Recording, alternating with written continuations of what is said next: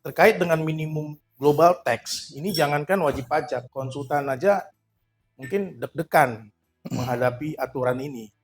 Karena aturan ini adalah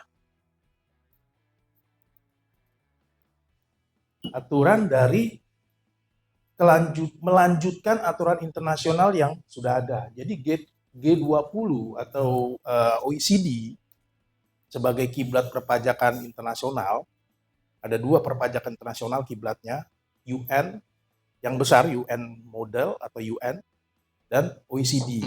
Jadi kalau Bapak Ibu udah familiar dengan transfer pricing, TP-Doc segala macam, ini pelakunya OECD. Nah, OECD itu berkembang terus. Sejak diadop oleh seluruh negara, kita sepakatlah satu badan namanya OECD, satu badan lagi namanya UN. Kita sepakatlah duduk bareng. Sebenarnya di OECD ini banyak yang diatur, nggak sekedar pajak, tapi salah satu badan yang diaturnya, aturan yang diaturnya adalah perpajakan. Jadi kita sama-sama seluruh negara ngumpul bareng di sini, ada curhat-curhat, kok saya pajaknya dikecilin terus ya sama perusahaan enterprise yang punya modal. Akhirnya bergabung semua di sini membahas, keluar namanya BEPS 1, Base Erosion Profit Shifting di model pertama. Model pertama itu buahnya TP-Doc, CBCR, Local File, Master File. Tapi kelihatannya motif untuk transfer pricing atau skipping margin dari negara yang bayar pajaknya rendah ke bayar pajaknya tinggi, nggak selesai juga dengan TP-Doc.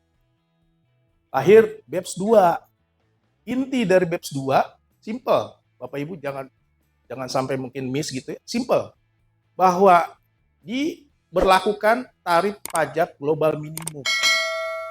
Di mana sekarang di setting 15%.